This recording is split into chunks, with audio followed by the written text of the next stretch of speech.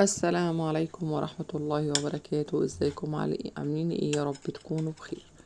وحشتوني. يا رب تكونوا بخير. ويجعل الأيام سعيدة عليكم وتكون سنة سعيدة عليكم بإذن الله.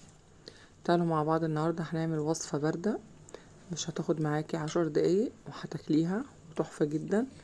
اهو احنا في الشتاء، بس برضك الشتاء بيحب الحاجة الساقعة، فاحنا هنعملها وصفة سريعة باردة هتعجبكم جدا بمقادير عندك في البيت. انا مش هخليكي تشتري حاجة من بره، ان شاء الله كل المقادير تبقى متوفرة عندك ومتقلقيش. يلا مع بعض نسمي الله ونبدأ نعرف المقادير. بسم الله الرحمن الرحيم.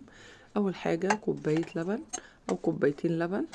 لو ما عندكيش كوبايتين لبن، كوباية لبن وقصادها كوباية مية وقصادها معلقتين لبن بودر تعويضا عن الكوباية اللبن التانية. وطبعا السكر حسب ما انتي حابة. انا حطيت 3 معالق لان كيكة طبعا محلية، فانا ما حبيتش ان انا اتقل. طبعا قلبتهم ورفعتهم على النار، هقلبهم تقليبة حلوة كده عشان السكر يدوب. لو عندك كريم جانتيه ده اختياري، هتحطي معلقتين او معلقة كريم جانتيه حسب الموجود عندك، لانه بيعزز الطعم وبيدي طعم حلو قوي. هنا عندي مجهزة 4 معالق نشا. لكل كوباية لبن معلقتين نشا على نص كوباية لبن او مية حسب المتوفر عندك. هنقلبهم ونسيبهم على جنب. اول ما المية تغلي، اللبن يغلي، هننزل بيهم. وده طبعا بضاية، انا نزلت البياض وهحتاج الصفار عشان اعمل اللي هي بديل كريم الكراميل. الكريمة بتاعت الكريم كراميل دي بديلها بتعمليها في البيت. طبعا زي ما قلت لكم كده هنزل بمعلقة كريم جانتيه اللي هي تعزيز للطعم احسن. يعني الحاجات دي بتدي طعم زيادة كده بيبقى احلى. لو موجود ده متوفر، لو متوفر ده اختياري. اول ما اللبن يغلي زي ما انتم شايفين كده هنزل بالنشا على طول. وطبعا ايديا على طول في اللبن علشان خاطر ما يكلكعش. ونزلت بالصفار البيضة وبرضك تقليب مستمر عشان افكها. وهنا فانيليا علشان خاطر زفارة البيض. هنا يبقى احنا عملنا هنا بديل الكريم كراميل اللي انت بتشتريه من بره في العبوات. لو انت بقى عندك هتعملي بقى الكريمة على طول من غير ما تعملي اللي احنا عملناه ده كله. بس انا حبيت نعمل كل حاجة في البيت. هنا عندي طبعا كيكة. انا عندي الفرن، عندي الجلدة بايظة فهبط الكيكية. طيب احنا اكلنا منها حتة 2، لا مش عايزينها ماما. فقلت لا طبعا هرميها حرام، فروحت عاملاها زي ما انتوا شايفين كده. وقلت اعمل عليها الطريقة دي بحيث ان احنا نجدد طعمها.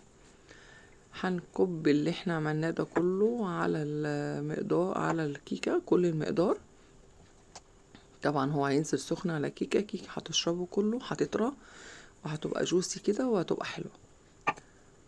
خلصنا اول طبقة كده، هنحطه في الفريزر او في التلاجة من تحت يبرد عبال ما نعمل الطبقة التانية. الطبقة التانية كوباية لبن، معلقتين كاكاو خام، معلقة لبن بودر، وهنقلبهم كويس جدا. ومعلقتين نشا على نص كوباية مية، وهننزل بيهم كلهم قبل ما ارفعهم على النار. وترفعيهم على النار لغاية ما يبقى عندي كده اللي هو البودنج. وطبعا السكر. هنا هوت الطبقة الأولانية بردت، هنبدأ ننزل بالطبقة التانية زي ما انتوا شايفين كده، وهنفردها فردة حلوة. بقى لو انت عندك بقى مكسرات، عندك سوداني، عندك اي حاجة من فوق، عندك شوكولات شيبس، عندك اي حاجة تزيني بيها من فوق لو متوفر. احنا بنعمل حاجة يكون متوفرة عندنا في البيت. هحطها في التلاجة ونرجع نقطع مع بعض. هنا سبتها بالظبط ما كملتش 10 دقايق في التلاجة ومسكت. طب هبدأ اقطعها. هي طبعا لسه دافية شوية ما بردتش، بس انت كل ما تحطيها في التلاجة بتدي طعم احلى. يعني الكيكة بتشرب من كل اللي احنا حطيناه عليها، فالطعم بيبقى بيتعزز، بيبقى احلى واحلى. هنبدأ نقطعها كده زي ما انتوا شايفين ونطلع حتة عشان نشوفها. عايزة منكم لايك واشتراك للقناة وتفعيل الجرس.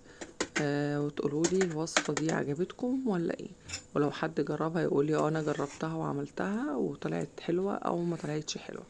انا بالنسبه لي لا، الوصفه حلوه عملتها وطعمها حلو جدا وعجبت البنات. عايزاكم بقى تقولوا لي رايكم فيها ايه بعد ما تعملوها.